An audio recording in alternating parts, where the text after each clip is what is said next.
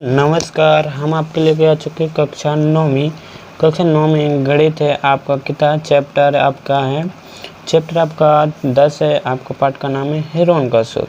Heron का सूत्र है, इसका हम आपके 4 तक सवाल लगवा चुके हैं। इसके सवाल लगवा चुके हैं, आपके 5वां लेके आ चुके हैं आपके लिए। 5वां ले आए हैं, आपका ये क्वेश्चन 5वां है। आप क्वेश्चन 5वां में है और आपके इसके पिछले वीडियो ना देखो तो आप लोग हमारा प्लेलिस्ट चेक करें, वहाँ से आपको मिल जाएगा। ठीक है, हमने इसके 4 तो करवा दी क्लियर। इसके 5वां है, आपका 5वां और 6वां और है, वो हम करवा देंगे। आपका 5वां करवा रहे। और अभी तक ये आपने वीडियो देखा हो ना हो, देख रहे हो तो आप लोग अगर इसे पिछले वीडियो ना देखो तो आप वहाँ से प्लेलिस्ट से देख सकते हैं। ठीक है, 5वां में आपको क्या दिया था?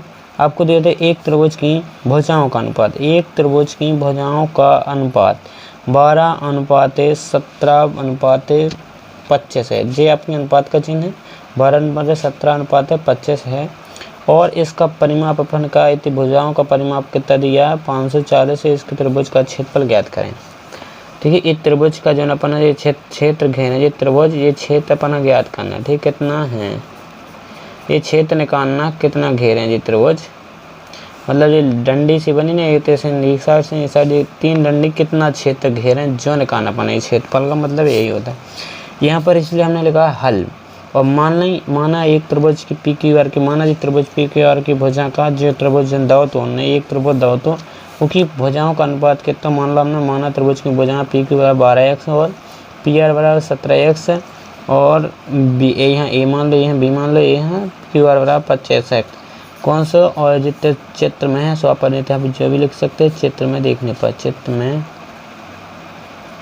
देखने पर। यहाँ पर चित्र हमने बना दिया है आपका, और कुछ दिया नहीं होता, चित्र आपको बनाना होता है। ये हमने बना दिया। त्रिभुज ले लिया। त्रिभुज का तो 3 खूंट काट दिए, 3 खूंट कर दिए और 3 डंडी के दी। सो 3 खूंट हो, 3 त्रिभुज, 3 रेखाखंड से मिलकर बनते ही त्रिभुज की आकृति त्रिविमीय होती है।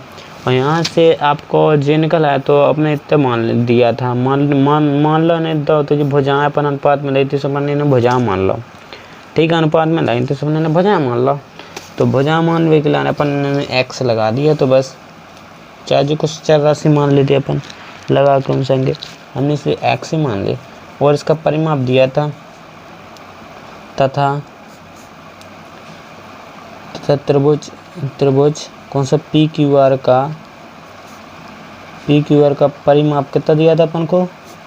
परिमाप अब दिया था अपन को 540 दिया था। 540 दिया था आपको, सेंटीमीटर में दिया था।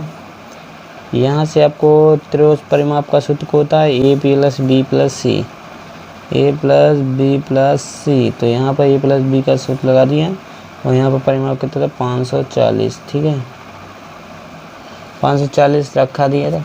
यहीं का था a का मान था 12x, b का मान था 17x, c का मान था 25x।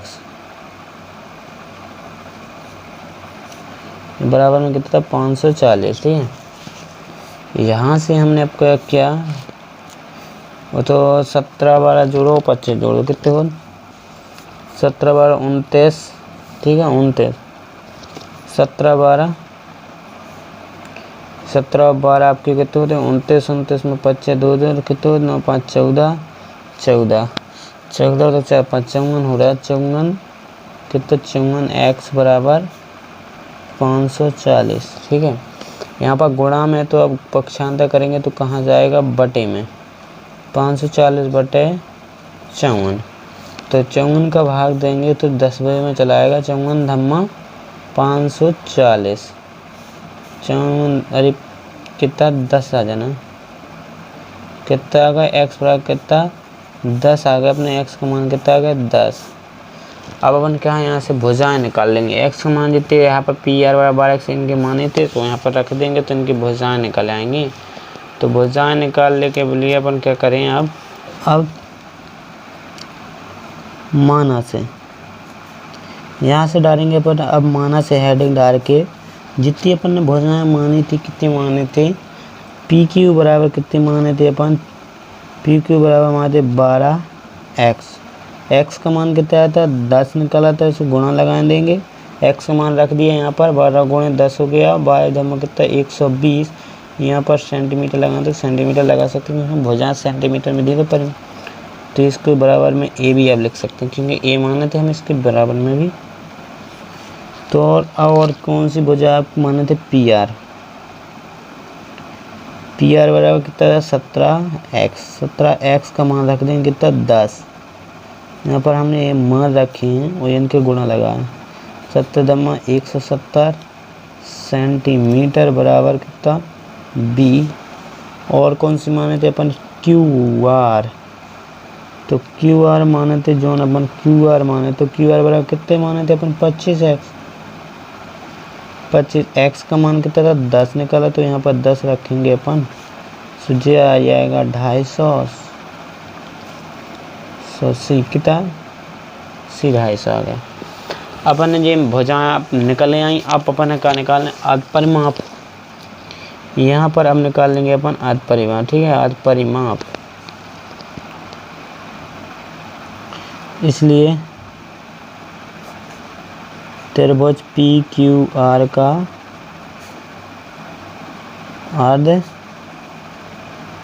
अर्ध परिमाप बराबर कितना होता, एस बराबर सूत्र होता ए प्लस को बी प्लस को सी बटे 2, ए प्लस बी प्लस सी।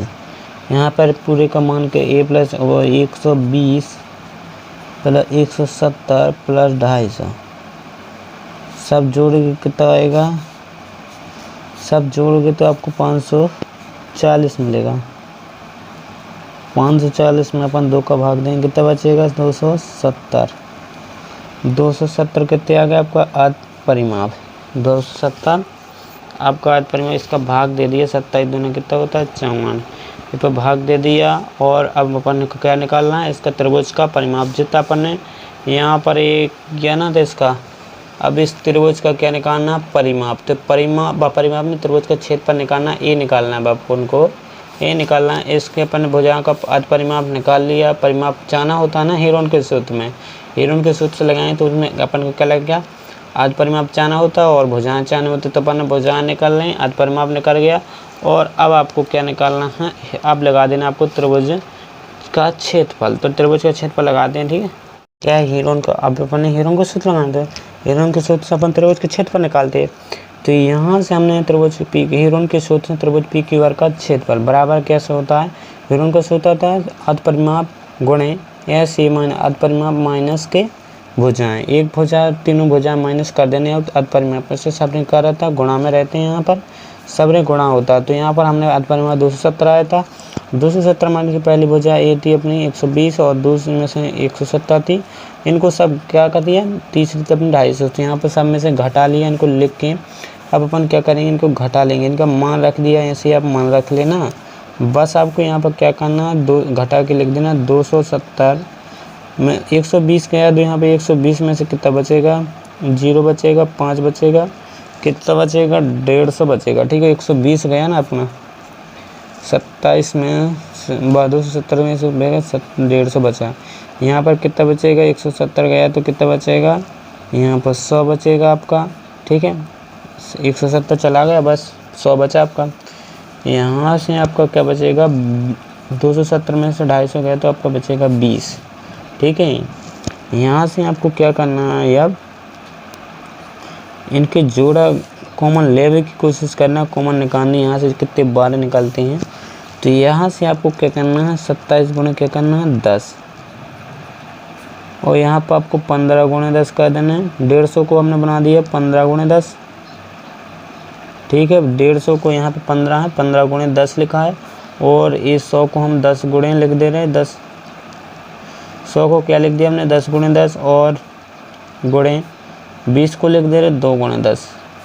यहाँ पर 10 के जितने जोड़ा बनते वो 12 निकाल लेंगे अपन, 1 10 इतने है 1 10, ये जोड़ा कितना 12 आ गया, 1 10 12 आ गया इन जोड़ा, एक जोड़ा इनका बन रहा तो ये 10 12 आ जाएगा, 1 10 12 आ गया, ठीक है। यहाँ पर इनके एक जोड़ा 1 10 भीतर है रहेगा, तो जितने भीतर है वे बनी रहने दो, अभी 12 निकल जाते कितने, यहाँ पर जैसे 27 गुणे 15 और यहाँ पर बचा था 27 15 और 2 और गुणे बची था अपने 10, ठीक है, इतना बचा था। यहाँ पर आपका इनका गुणा करोगे कितना आएगा 100, ठीक है। और यहाँ पे 27 के कितने कर दोगे आप गुणनखंड, तो 3 गुणे 3 3 देर कर दिए, तो वो 3 53 होती 27, और अब 15 का क्या कर दोगे 3 गुणे 5, ठीक है। और ये 10 गुणे 2 थे 2 ही, और 10 को क्या लिख दिया हमने 5 गुणे 2, ठीक है। यहाँ पर 3 के जोड़ा बनाओ, ये थे 1 3, यहाँ पर जोड़ा बन गया तो कितना बनेगा 2 3 12 आ जाएंगे, ठीक है। 2 3 आपके 12 आएंगे, 100 गुणे 1 3 हुए और आ जाएगा, क्योंकि 2 3 थे जोड़ा, 2 3 के जोड़ा थे, 1 3 जो थे 1 3 जो, तो 2 3 आ गया 12। और यहाँ पे एक 5 का जोड़ा बनता है, 1 2 का, सो 5 आ जाएगा 12, 1 2 भी 12, सब जने 12 आ गए। अब जितने अंदर कुछ नहीं बचा, तो मतलब कुछ नहीं बचा, 12 सब ने करिया, कुछ नहीं बचा तो खाली हो गया अपना 12 ने करिया सब जने, ठीक है। यहाँ पर कितना 5 3 3 का 9 9 और 900 हो जाएगा गुणा, 3 3 का 9 9 का गुणा 100 में कोई 900, और गुणे कितने 5 9 10, कितना आया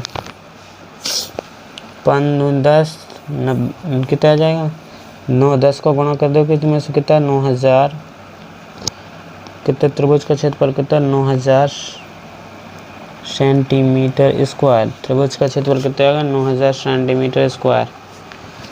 तो अपना त्रिभुज का क्षेत्रफल कितना है, त्रिभुज PQR का देख लेना, इतना आया तो थोड़ा डिस्टर्ब हो गया तो आप लोग चेक कर लेना, ठीक है, कहाँ पर डिस्टर्ब हो गया और आप लोगों को बताना होगा। यहाँ पर मेरी की दृष्टि से सही है शायद, बार आप इसका आंसर मिला लेना कितना आया, और मिलते हैं नेक्स्ट वीडियो में। धन्यवाद। अगर गलती हुई टूटी हुई को तो माफ़ कर देना।